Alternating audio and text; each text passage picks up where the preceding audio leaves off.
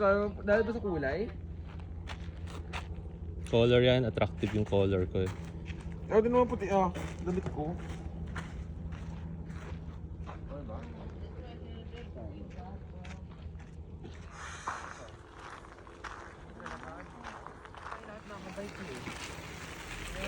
Paano iiwan ko sa gamit ng mama?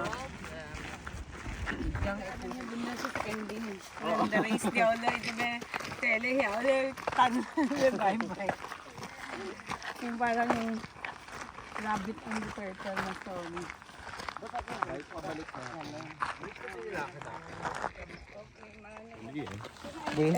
Basta mar mag-English, kaya naman.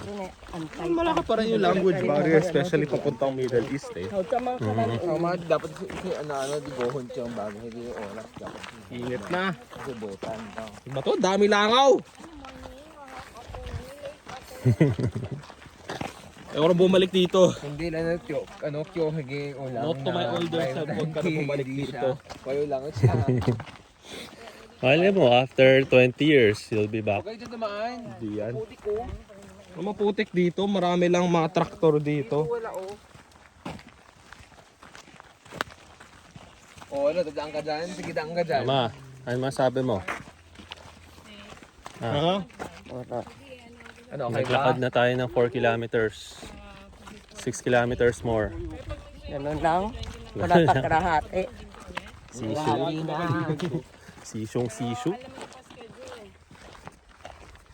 Lalakad kami in the middle of the desert. Mas mahirap pa yung ginawa natin sa Middle of nowhere. Dito sa katabi namin ng bundok ng Uluru. Every week eh, di ba? Every week nagbabasketball na kami sama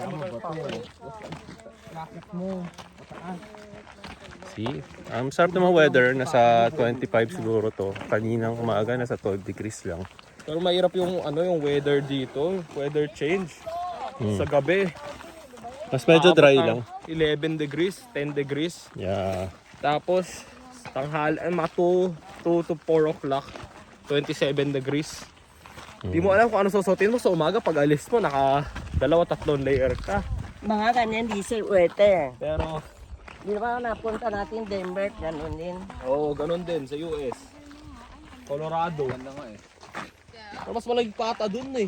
Yung mainit 20, 23. Yeah. Siya medyo dry. Kaya kailangan inom tayo na yun na tubig. Oo. Tapos yung ulan nandito, parang kanina umaga, patak-patak lang eh.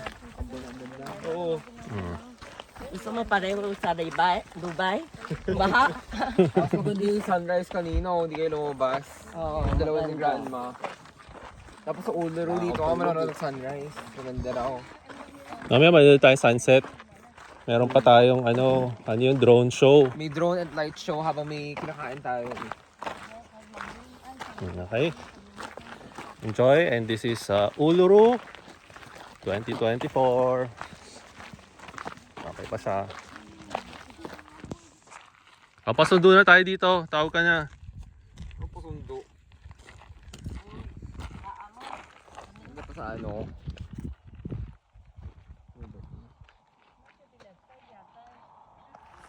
Ano masasabi mo? Background mo ang Uluru? Daming langaw! Talaga pinakayo ako. Ilangaw. Langaw. Ano naman masasabi mong maganda? Ayun sa bibig ah. It's what you expect. It's a rock. Yan lang. Tapos desert lang to. Lakad ka ng 10-11 kilometers. Paikot lang din sa isang bato. Maraming langaw. And, Hindi na ako babalik dito. bakit naman? It's a feat. It's one rock. It's an accomplishment. Umiikot ka sa bato. Hindi po, solo. Mas harap ka kay Papa. Habang nawalk ka kay Walk properly. Walk ganyan. That's how you walk. What can you say? Worst experience ever, worst trip ever. Why? It's just a rock! It's kakaibang rock yan. It's just an orange rock. What's there else?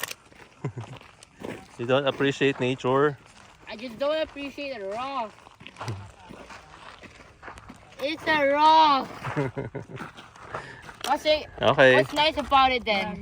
Huh? It's a sacred rock. Oh my God, really.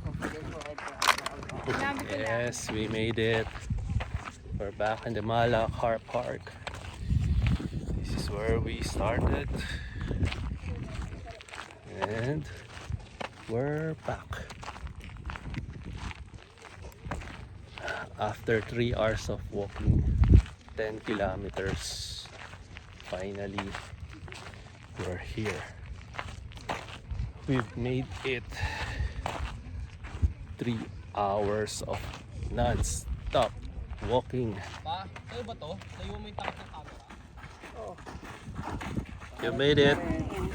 Congratulations. Daming langaw. Ah, may naiwan? Congratulations for making 10 kilometers, 3 hours. 10 point something.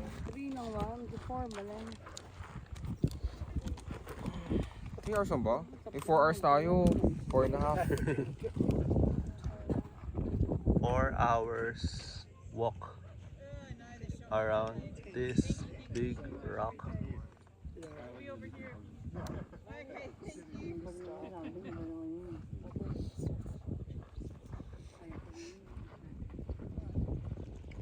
Basta hindi ako yung